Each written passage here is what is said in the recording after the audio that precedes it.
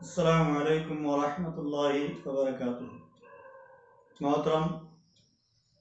ناظرین و سامعین کرام، اللہ پاک نے اپنی کتاب قرآن مقدس میں بیان فرمایا، آمن الرسول بما انزل الیہ من ربہ والمؤمنون کل آمن باللہ وملائکتہ وکتبہ ورسلہ۔ اور حدیث جبریل جس کو امام بخاری، امام مسلم و دیگر اصحاب الحدیث نے نقل کیا، اس میں جبریل علیہ السلام کے سوال پر اللہ کے نبی السلام نے فرمایا تھا، جبریل امین نے پوچھا مل ایمان یا رسول اللہ؟ قال قل آمنت باللہ وملائکتہ وکتبہ ورسلہ والیوم الآخر۔ یہ قرآن عظیم کی آیت کا ایک حصہ اور حدیث جبریل کا ایک ٹکڑا اس بات کو بتلاتا ہے کہ ملائکہ فرشتوں پر ایمان رکھنا یہ ارکان ایمان کا دوسرا جز ہے۔ پہلا جز اللہ پر ایمان لانا، اس کے بعد فرشتوں پر ایمان لانا۔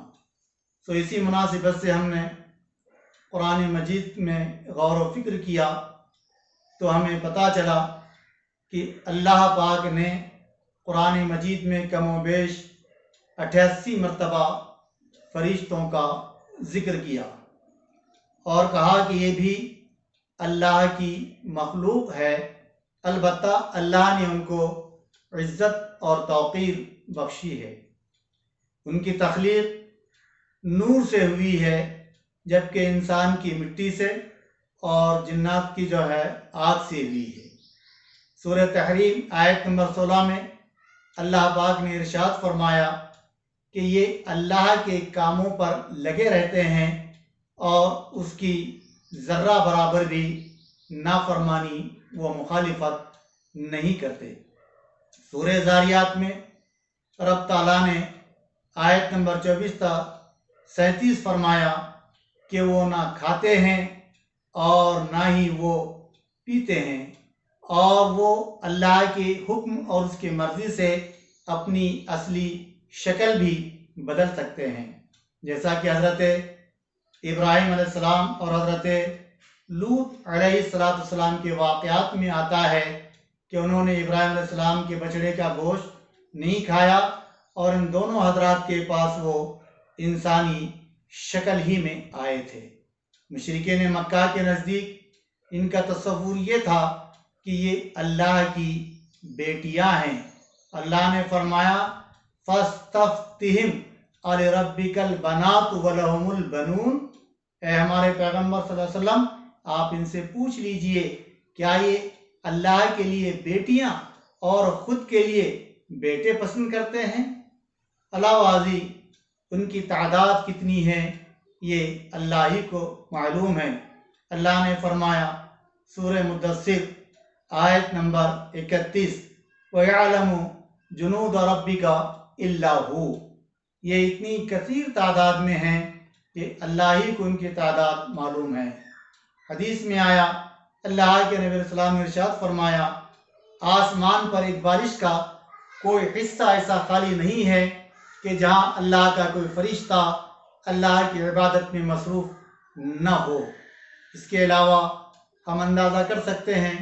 کہ بیت المعمور اور بیت اللہ الحرام میں روزانہ دونوں جگہ پر 70,000 فرشتے ان کے طواف کے لیے اترتے ہیں، اور پھر آج جو یہ فرشتے طواف کرتے ہیں صبح سے لے کر شام تک کے، تو یہ چلے جاتے ہیں، پھر شام میں آتے ہیں جو صبح تک کے 70,000 فرشتے ان دو گھروں کا طواف کرتے رہتے ہیں، اور قیامت تک کے ان کا نمبر نہیں آئے گا جن فرشتوں کا نمبر آج طواف کے لیے آیا ہے۔ اللہ پاک نے ان کو الگ الگ کاموں پر متعین کر رکھا ہے، جیسا کہ وحی کے نزول کے لیے کچھ فرشتے، بارش برسانے بادلوں کو ہانکنے کے لیے کچھ فرشتے، موت اور حیات کے لیے کچھ فرشتے، نیکی اور بدی کے لکھنے کے لیے کچھ فرشتے، اور اسی طریقے پر اللہ تعالیٰ کی روزی بندوں تک پہنچانے کے لیے کچھ فرشتے، اور بطور خاص فرشتوں کی وہ جماعت جو اللہ کے نبی علیہ الصلوۃ والسلام پر درود اور سلام پڑھنے والے کے درود اور سلام کو نبی علیہ الصلوۃ والسلام کی خدمت اقدسہ میں پیش کرتے رہتے ہیں۔ اس کے علاوہ مومنین کے لیے رحمت کی دعائیں کرنے والے فرشتے، اور ایمان والوں کی دعاؤں پر آمین کہنے والے فرشتے، جہنم کے داروغہ فرشتے، جنت میں اہل ایمان کو سلام کر کے استقبال کرنے والے فرشتے، قیامت کا سور پھونکنے والا فرشتہ، اور بھی بہت سارے امور پر اللہ نے ان کو متعین کیا ہے۔ یہ نورانی و مقدس مخلوق اپنے کام میں لگی ہوئی ہے۔ اللہ نے ان کو جن مقاصد کے لیے پیدا کیا، ان پر ایمان لانا ارکان ایمان میں سے دوسرا رکن ہے۔ السلام علیکم ورحمۃ اللہ وبرکاتہ۔